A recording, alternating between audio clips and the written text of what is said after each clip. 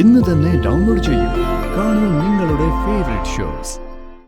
എന്റെ ജോലി നഷ്ടപ്പെട്ട കാര്യം നിന്നെ ഒളിപ്പിക്കുന്നത് നീ വിഷമിക്കണ്ടെന്ന് കരുതിയിട്ടാ, അല്ലാതെ മറ്റൊന്നും കൊണ്ടല്ല.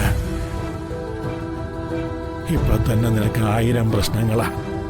കൂട്ടത്തിൽ ഇതും കൂടെ കേൾക്കുമ്പോ നിനക്ക് സഹിക്കാൻ കൂടി പറ്റില്ല. ഞാൻ ഇന്ന് തന്നെ അവരുമായി ബന്ധപ്പെട്ടിട്ട് സാറിനെ വിളിക്കാം.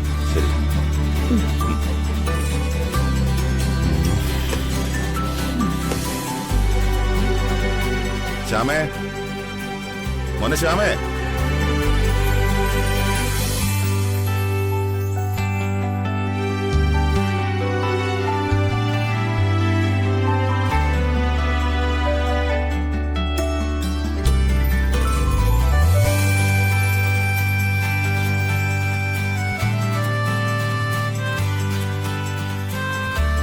എന്താച്ചാ വിളിച്ചത്?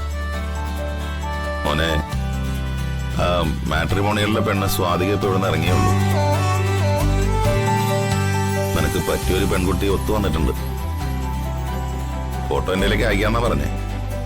നോക്കട്ടെ, ഫോട്ടോ ഇതിലേക്ക് സെൻഡ് ചെയ്യാന്നാ പറഞ്ഞത്.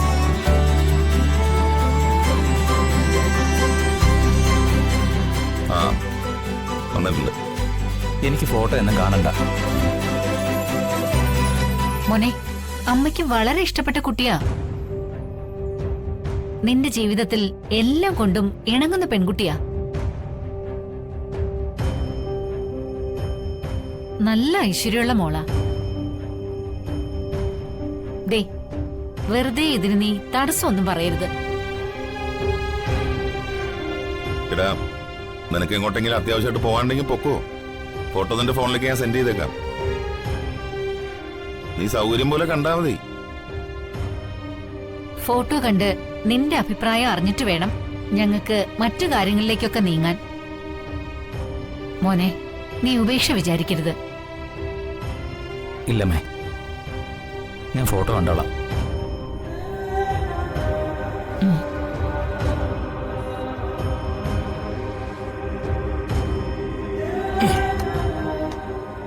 അങ്ങനെ ഒരു മറുപടിയെങ്കിലും കിട്ടിയല്ലോ, അത് തന്നെ വലിയ ആശ്വാസം. അവൻ ഫോട്ടോ കണ്ടോളാം എന്നാണോ അതോ പെണ്ണിന്റെ ഫോട്ടോ കാണില്ല എന്നാണോ? ഇതിലേതാണ് അവൻ ഉദ്ദേശിച്ചത്? ഒരു പിടിയും കിട്ടുന്നില്ലല്ലോ.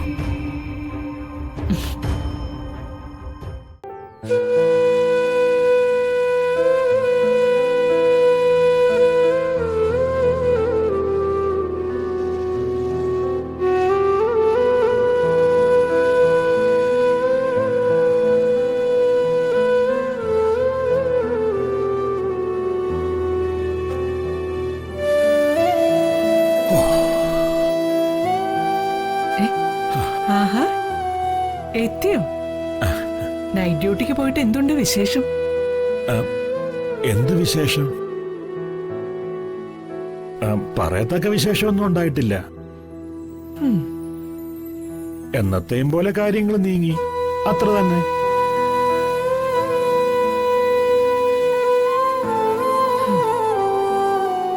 എന്താ ചന്ദ്രു നീ ഇങ്ങനെ നോക്കുന്നേ? ഒരുമാതിരി ആദ്യം കാണുന്ന പോലെ. ഞാനൊരു കാര്യം ചോദിച്ച മാധവേട്ട സത്യം പറയോ? അതെന്താ ചന്ദ്രു അങ്ങനെ? ഞാൻ ഇന്ന് വരെ നിന്നോട് കള്ളം പറഞ്ഞിട്ടുണ്ടോ?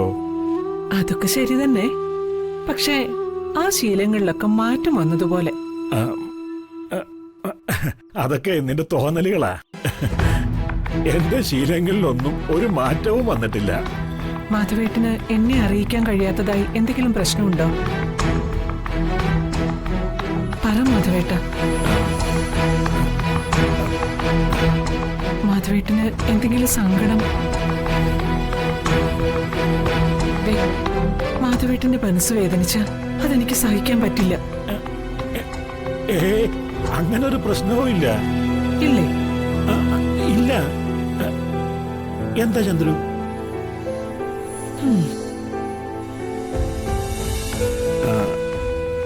നീയാകെ സീരിയസ് ആണല്ലോ. നിനക്കെന്തോ എന്നോട് ചോദിക്കാനുണ്ട്. ചോദിക്ക്. മതി ഉരുണ്ട് കളിച്ചത്. ഇന്നലെ വൈകുന്നേരം ഡ്യൂട്ടിക്ക് പോകുന്നതിന് മുമ്പ് മാധവേട്ടൻ ഫോൺ എടുത്തോ? മഫ്ലർ എടുത്തോ? എന്താ മാധവേട്ടന് പറ്റിയത്? എല്ലാ കാര്യങ്ങളും വലിയ ചിട്ടയോട് ചെയ്യുന്ന മാധവേട്ടൻ ഇന്ന് സാധാരണ കാര്യങ്ങൾ വരെ മറക്കുന്നു. ഓ ഓ.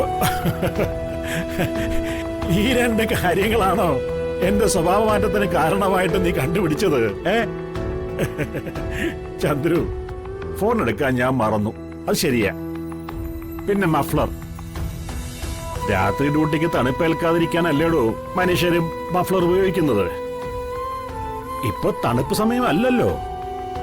എനിക്കാണെങ്കിൽ ഫ്ലോറിനകത്തു ആ ഡ്യൂട്ടി. ബോധപൂർവം മഫ്ലർ എടുക്കാത്തത് തന്നെയാ. എന്താ, എന്റെ സ്വഭാവത്തിന് മാറ്റമൊന്നുമില്ലെന്ന് ഇപ്പൊ ചന്ദ്രന് ബോധ്യപ്പെട്ട് കഴിഞ്ഞോ?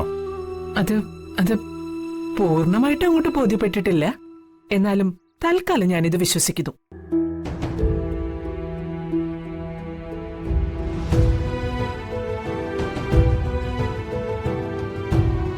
ഓ,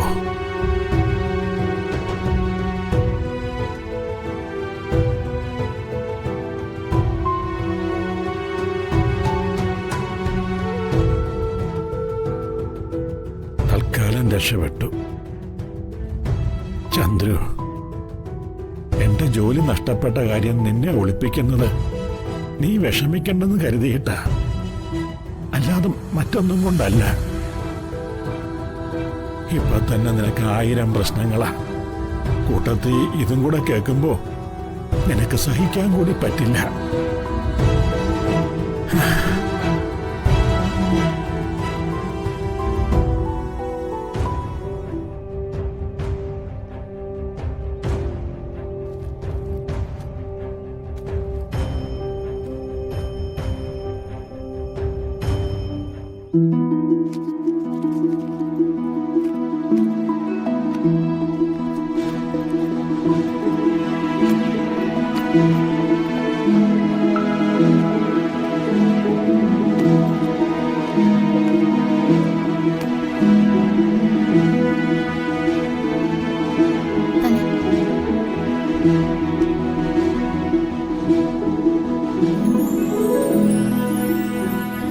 കണ്ടില്ലേ, മുടി മുഴുവനും നാശമായി.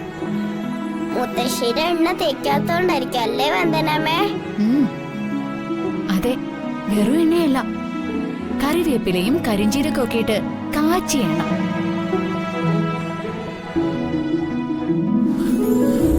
അത് കൃത്യമായിട്ട് തേച്ചിരുന്നെങ്കിലേ ഈ മുടി ഇപ്പൊ ഇരട്ടി വളർന്നേനെ. ആ, നീ എന്തിനാ ചിരിക്കുന്നേ? എന്നിട്ട് മുത്തശ്ശിയുടെ മുടി വളർന്നില്ലല്ലോ. D, D, D.